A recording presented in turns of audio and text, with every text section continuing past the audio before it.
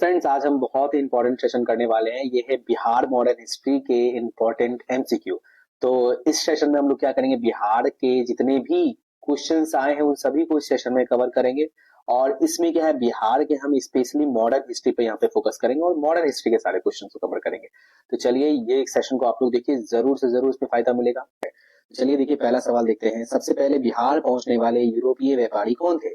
ठीक है, तो बिहार सबसे पहले कौन आए थे? इसका आंसर हो जाएगा पुर्तगाली। तो पुर्तगाली सबसे पहले जो है बिहार आए थे। इसमें से क्वेश्चन पूछता है कि सबसे पहले बिहार में कंपनी की स्थापना किसने की थी? तो डचों ने की थी कंपनी की स्थापना, ठीक है, 1632 में। ठीक है, और ये जो क्वेश्चन कई बार रिपीटेड टाइम्स पूछा गया है, ये 1632 वाला ध्यान रखिएगा। नेक्स्ट क्वेश्चन है, मध्यकालीन बिहार में अंतरराष्ट्रीय व्यापार का मुख्य केंद्र क्या था? इसका ऑप्शन पढ़ते हैं, पटना, भागलपुर, बी हो गया गया, पूर्णिया, सी भागलपुर, गया, या डी आरा, सासाराम। तो इसका आंसर हो जाएगा ऑप्शन ए, पटना, भागलपुर। तो पटना भागलपुर जो है बिहार का, तो ये अंतरराष्ट्रीय व्यापार का मुख्य केंद्र था बिहार में। मतलब बिहार के जो है मेन जो व्यापारिक केंद्र था, पटना और भागलपुर एरिया को ही माना जाता है। अगला सवाल देखिए, सेम सवाल जो मैंने बताया, डच व्यापारियों ने किस वर्ष पटना में फैक्ट्री स्थापित किया था? तो इसका आंसर आप लोग जानते हैं, 1632 में डचों ने स्थापित किया। तो ये कई बार बीपीएससी ने कई रिपीटेड टाइम्स क्वेश्चन ये पूछा है। अगला सवाल देखते हैं, अंग्रेज व्यापारियों ने पटना में किस वर्ष फैक्ट्री स्थापित किया था? ये थोड़ा सा यहाँ पे गड़बड़ लिखा गया है, ध्यान रखिएगा। तो इसका आंसर हो जाएगा ऑप्शन बी, 1651 में पटना में अंग्रेजों ने फैक्ट्री अपनी स्थापित की थी। अगला सवाल, फ्रांसीसी व्यापारियों का व्यापारिक केंद्र क्या था? तो व्यापारिक केंद्र की बात करें तो फ्रांस चंद्रनगर से हमेशा संबंधित थे, याद रखिएगा। अगला सवाल है, यूरोपीय व्यापारियों के भारत आकर व्यापार करने के कारण क्या थे? ठीक है, तो यहाँ पे देखिए इनके सभी कारण थे। ठीक है, यहाँ पे आप देख लीजिएगा सारे कारण। मैं टाइम वेस्ट नहीं करूंगा, आप लोग एक बार इसको पढ़ लीजिएगा। पीडीएफ के लिए आप हमारे टेलीग्राम, यूट्यूब या फिर हमारे व्हाट्सएप ग्रुप से जुड़कर यहाँ पे इसका पीडीएफ, फ्री पीडीएफ ले सकते हैं। चलिए अगला सवाल देखते हैं। अगला सवाल क्या कह रहा है? अगला सवाल है, किस मुगल शाहजादे ने बिहार के यूरोपीय व्यापारियों को भ्रष्ट तरीके से खालसा भूमि प्रदान की थी? तो भ्रष्ट तरीके से, यहाँ भ्रष्ट तरीके से किसने प्रदान की थी? तो फारुखसियर। याद होगा, फारुखसियर के बाद ही अंग्रेजों की काली छाया की शुरुआत मानी जाती है। ठीक है, अंग्रेजों ये फारुखसियर सब राजा जो हुए ना मुगल के बाद, ये काफी बर्बाद राजा थे। ठीक है, चलिए अगला सवाल देखते हैं। अगला सवाल, किस मुगल शाहजादे ने धन प्राप्ति के लिए यूरोपीय व्यापारियों को पटना में लूट किया था? मतलब यूरोपीय व्यापारी से पटना में लूट किया था। तो इसका आंसर हो जाएगा ऑप्शन सी, फारुखसियर। अगला सवाल, औपनिवेशिक कंपनी सरकार की स्थापना किस वर्ष हुई थी? ठीक है, औपनिवेशिक पूछ रहा है, तो इसका आंसर हो जाएगा 1765 में हुई थी कंपनी सरकार की स्थापना। ठीक है, औपनिवेशिक कंपनी सरकार की स्थापना। अगला सवाल, बिहार में औपनिवेशिक कंपनी सरकार का द्वैध शासन रहा था। बिहार के पर्सपेक्टिव में पूछ रहा है, द्वैध शासन। आप बताइए, क्वेश्चन एक सवाल है, द्वैध शासन के जनक किसे कहा जाता है? तो प्लीज इसके जवाब जो है आप कॉमेंट सेक्शन में लिख के बताइए। ठीक है, तो इसका आंसर देखते हैं। इसका आंसर हो जाएगा 1765 से 1772। देखिए इसमें हम लोग सारे क्वेश्चन को कवर कर रहे हैं आराम आराम से। जहां इंपॉर्टेंट लगेगा वहां पे हम लोग उसको पढ़ेंगे। जो इंपॉर्टेंट लगेगा वहां पे पढ़ने वाला चीज है उसको पढ़ना चाहिए। जानकारी, एक्स्ट्रा इन्फॉर्मेशन गेन करना चाहिए, तो इसको हम लोग पढ़ेंगे। चलिए अगला सवाल देते हैं, बिहार, बंगाल और उड़ीसा के दीवान यानी राजस्व प्रशासन प्राप्त करने पर कंपनी सरकार कितने रुपए मुगल बादशाह शाह आलम द्वितीय को प्रति वर्ष स्वीकार, मतलब प्रति वर्ष देना स्वीकार किया था?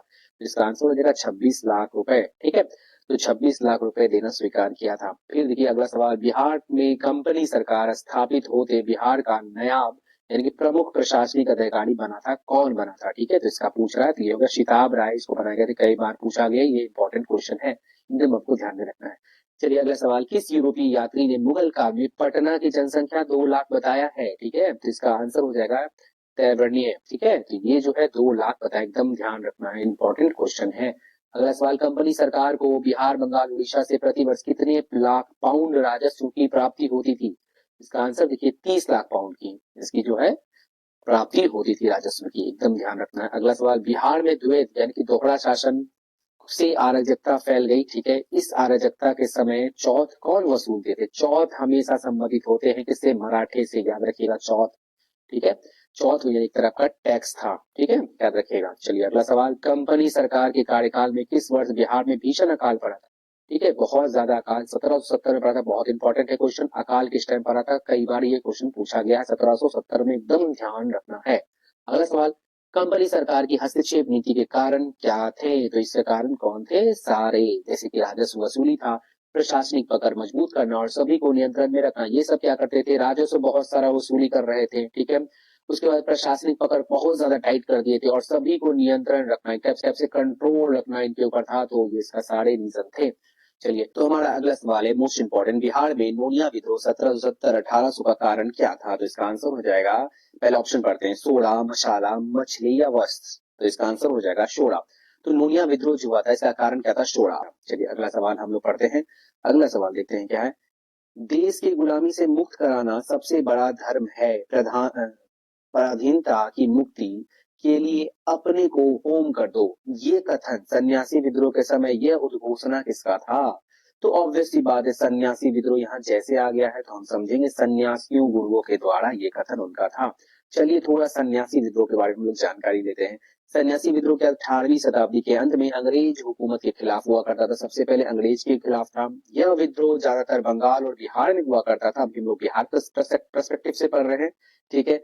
बिहार में इस विद्रोह का केंद्र पटना के आसपास था। सन्यासी विद्रोह की कुछ खास बातें को हम लोग पढ़ते हैं, ठीक है। इस विद्रोह में केना सरकार, बिरजी नारायण, मंजर शाह, देवी चौधरानी, ठीक है, चौधुरानी, मूसा शाह, भवानी पाठक जैसे नेता शामिल थे।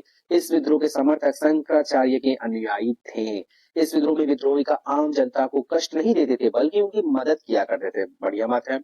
इस विद्रोह में विद्रोही ने ईस्ट इंडिया कंपनी की कोठियों पर हमला कर दिया था। इस विद्रोह में विद्रोहियों ने कंपनी सरकार का कर वसूलना मुश्किल कर दिया था। इस विद्रोह का दमन करने के लिए अंग्रेजों ने अपनी पूरी शक्ति लगा दी। इस विद्रोह की तत्कालिक कारण हिंदू और मुसलमानों दोनों के पवित्र स्थानों पर जाने वाले तीर्थ स्थलों पर अंग्रेजों द्वारा लगाए गए प्रतिबंध, यानी कि वो उनके जो धार्मिक स्थल थे वहां पे अंग्रेज और मुस्लिम दोनों के लिए वहां पे उन्होंने प्रतिबंध लगाया था, इसलिए उन्होंने यहाँ विद्रोह किया। चलिए अगला सवाल, वीरभूम जिले यानी वर्तमान संथाल परगना में किस जनजाति ने कंपनी सरकार के विरुद्ध किया था? तो बहुत आसान है, पहाड़िया। चलिए नेक्स्ट क्वेश्चन, मुंडा या कोल विद्रोह किस वर्ष शुरू हुआ था? इसका आंसर हो जाएगा ऑप्शन ए 1830, कहीं कहीं 1830 भी लिखा रहता है, कहीं पे 31 भी लिखा रहता है, ठीक है, याद रखिएगा। अब कोल विद्रोह के बारे में थोड़ा हम जानकारी लेते हैं। बिहार के छोटा नागपुर में 1831 में यह शुरू हुआ था। यह विद्रोह ईस्ट इंडिया कंपनी के शोषण के खिलाफ था। सारा देखिए ईस्ट इंडिया कंपनी जो शोषण किए ना, तो 1857 के विद्रोह से ये सारा विद्रोह उससे पहले ही हुआ है, ठीक है। इससे पहले ही छिटपुट विद्रोह हुआ है, तो उसमें ही इन लोगों का छोटा छोटा विद्रोह देखने को मिलता है। तो ये जनजातीय विद्रोह, कुछ जनजातीय लोगों ने यहाँ अक्सर विद्रोह किया था।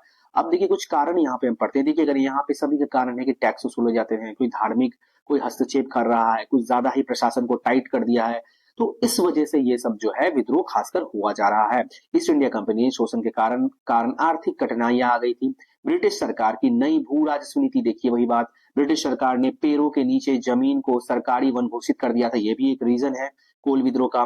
ब्रिटिश सरकार ने आदिवासियों को जंगलों तक जाने से रोक दिया था और गैर आदिवासियों द्वारा आदिवासी जमीन पर कब्जा, गैर आदिवासियों द्वारा जबरन श्रम और जुर्माना, या ठीक है। तो ये सारे रीजंस बताया जाता है, ठीक है, कोल विद्रोह के बारे में। और देखिए यहाँ पे बहुत इंपॉर्टेंट है, यहाँ कई बार नेता के बारे में पूछता है, तो बुद्धो, ठीक है, बुद्धो भगत हो गया, जोआ भगत, मदारो भगत, ठीक है, नहीं सॉरी मदारा महतो, ठीक है। तो ये सब जो है यहाँ पे लखीदास, दसाई मानकी, ये सब पूछता है। बस बुद्धो भगत आप याद रखिएगा, इंपॉर्टेंट है। एक नाम याद रखिए, उतना नाम याद रखने की जरूरत नहीं, क्योंकि ऑप्शंस में यही अक्सर आते हैं। अब देखिए मोस्ट इंपॉर्टेंट, संथाल विद्रोह किस वर्ष प्रारंभ हुआ था? मोस्ट रिपीटेड टाइम पूछा गया है, या बीपीएससी हो या बिहार के अन्य एग्जाम में भी, खासकर बीपीएससी में तो बहुत बार पूछता है, इनका फेवरेट पार्ट आप कह सकते हैं। तो 55 में 1855 हुआ था संथाल विद्रोह। क्या है? बंगाल प्रेसिडेंसी में ब्रिटिश ईस्ट इंडिया कंपनी की राजस्व प्रणाली, हाँ, सूदखोरी प्रथाओं और जमींदारी व्यवस्था को समाप्त करने की प्रतिक्रिया के रूप में शुरू हुआ था, ठीक है, बढ़िया बात। यह स्थानीय जमींदारों, पुलिस और ब्रिटिश ईस्ट इंडिया कंपनी द्वारा स्थापित कानूनी प्रणाली की अदालतों द्वारा लागू एक विकृत राजस्व प्रणाली के माध्यम से प्रचारित औपनिवेशिक शासन के उत्पीड़न के खिलाफ एक विद्रोह था, यानी कि उत्पीड़न जो कर रहे थे उनके खिलाफ यह विद्रोह था।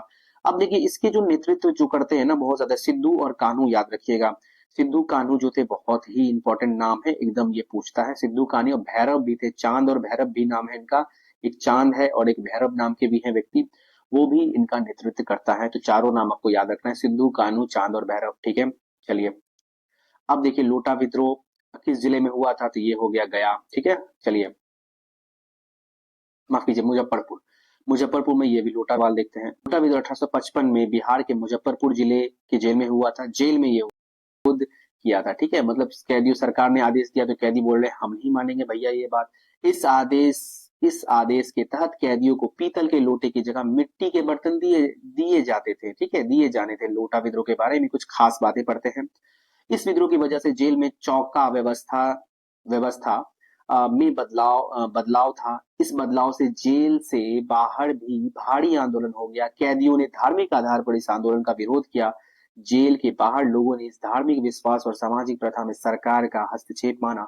इस विद्रोह के बाद कैदियों के कब्जे से भी धातु के बर्तन जब्त कर लिए गए और उनके स्थान पर मिट्टी के बर्तन दिए गए, ठीक है। धातु के बर्तन की जगह मिट्टी के बर्तन दिया गया। इस विद्रोह के कुछ और अन्य तथ्य है क्या। इस विद्रोह के बाद कैदियों को पटना के तत्कालिक कमिश्नर विलियम टेलर की अदालत में पेश किया गया था। 6 जुलाई 1857 को दानापुर छावनी में उन्हें फांसी दी गई थी। तो यही यहाँ पे इंपॉर्टेंट चीज है, आपको एकदम पढ़ लेना है। अगला सवाल, बहावी आंदोलन का मुख्य केंद्र कौन सा था। बहावी के बारे में पूछ रहा है तो इसका मुख्य केंद्र कौन सा था, पटना, ठीक है। अगला सवाल से पहले बहावी आंदोलन के बारे में हम लोग पढ़ लेते हैं। बहावी आंदोलन इस्लाम धर्म का एक सुधारवादी आंदोलन था या रूढ़िवादी आंदोलन भी है, ठीक है, इसको रूढ़िवादी भी कह सकते हैं। इस आंदोलन की शुरुआत 18वीं शताब्दी में अरब में हुई थी, सऊदी अरब में हुई थी। या भारत आंदोलन 19वीं शताब्दी में आरंभ लोकप्रिय था। भारत में ये कब हुआ ना, 19th सेंचुरी में, ये बहुत ही फेमस हो गया। बहावी आंदोलन का मकसद इस्लाम को शुद्ध करना और मुस्लिम शाखाओं को बाहरी लोगों के भ्रष्ट नवाचार को खारिज करना है। बहावी आंदोलन ने भारत में ब्रिटिश शासन का विरोध किया। इस आंदोलन ने सारिया कानून द्वारा शासित इस्लामिक राज्यों की स्थापना की मांग की। इस आंदोलन ने गैर इस्लामी प्रथाओं का मुकाबला किया। इस आंदोलन ने सख्त एकशरवाद पर जोर दिया। ये कुछ पॉइंट है अपना, आप लोग देख लीजिए, टाइम इसमें क्लिंग हो रहा है। इस आंदोलन नवाचार को अस्वीकार किया, ठीक है। तो ये सब इसमें इंपॉर्टेंट पॉइंट्स आप लोग पढ़ लीजिएगा। चलिए इसी के साथ हम लोग क्या करते हैं ना, आज का यहीं पे सेशन को एंड करते हैं। देखिए यहाँ पे थोड़ा हो सकता है ये लेंदी लगे सेशन, आपको थोड़ा सा बोरिंग लगे सेशन, बट स्टिल देखिए इंपॉर्टेंट होगा आपके एग्जामिनेशन पॉइंट ऑफ व्यू से। ये सब पॉइंट आपको जानने चाहिए। तो अगले वीडियो में हम क्या करेंगे, इसके नेक्स्ट जो 1857 का विद्रोह बिहार में हुआ है वो देखेंगे। उसके बाद हम लोग मॉडर्न का पूरा बिहार का मॉडल खत्म कर देंगे। तो इसी तरह के अपडेट्स पाने के लिए आप हमारे चैनल को सब्सक्राइब कर सकते हैं। बहुत बहुत धन्यवाद। शेयर कीजिए, लाइक कीजिए और हमारे चैनल को सपोर्ट कीजिए। बहुत बहुत धन्यवाद।